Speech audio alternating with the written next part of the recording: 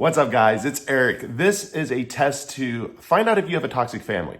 Now, again, this isn't to diagnose anything, but this is more put together to understand maybe the situation that you're in.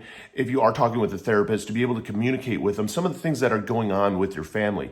So I put together these 10 questions to help find out, are you in a toxic family? Is your family toxic with you? And if you are, to getting the right help. If you haven't hit the like and subscribe button, hit the like and subscribe button. Channel's all about mental health, mental illness, suicide awareness, sobriety, having a little bit of fun. I'm not a doctor, I'm not a therapist, I'm not a counselor. My name is Eric. I'm diagnosed with ADHD, PTSD, GAD, and MDD. I've self-harmed before. I'm a recovering cocaine and alcoholic addict, and I lost a wife and a father to suicide. It's my passion, and I love helping people any way I can to let them know that they're a little bit less alone. Well, here's the test for you. 10 questions. Is your family toxic? Number 1, is there emotional neglect? Are you being emotionally neglected? When you are going through stuff, are they neglecting it and not giving you the emotional support that you need? Number 2, are they controlling? Do they control all aspects of your life, your finances, how you act, the way that you dress, everything? Are they controlling over your life? Number 3, is there chronic conflict? Is there constant conflict with your family?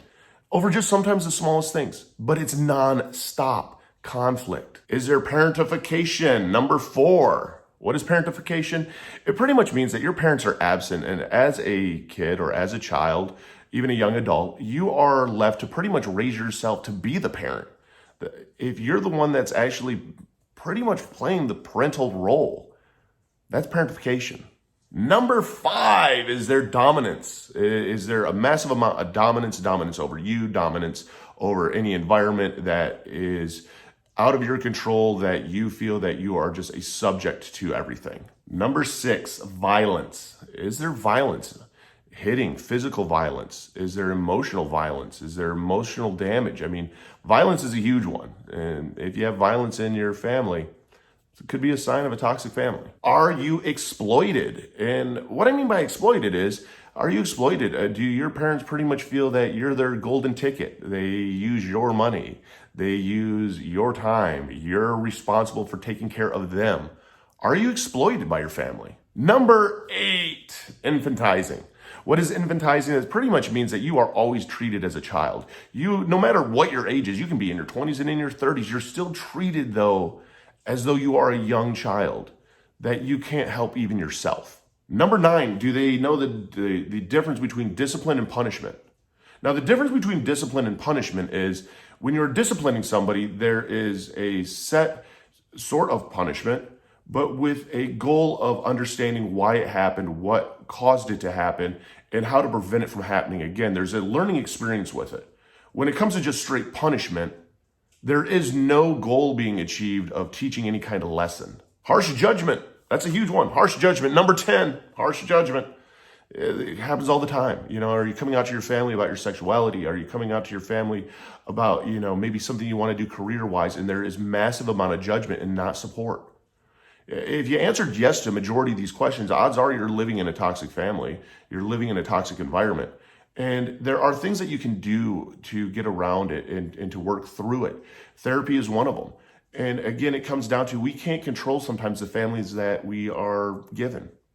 And just because somebody is blood doesn't necessarily mean that they're family. Reaching out and getting therapy also is a huge step in help. And again, it's knowing that you're not alone. I put these together not to diagnose anybody, but to let you know maybe the situation that you're in, maybe if it's something that you need to reach out for help, because you're the most important person in the world. And you can't ever, ever, ever forget that. If you haven't hit the like and subscribe button, hit that like and subscribe button. Down below in the description, I have links to all my different social medias. If you are struggling with this, I even have a link down below to my mental health communities. It's peer-to-peer support, free support.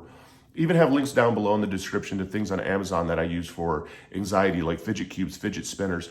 And most of all, even a link to BetterHelp if you want to try online therapy. Because it's trial and error to find out what works for you.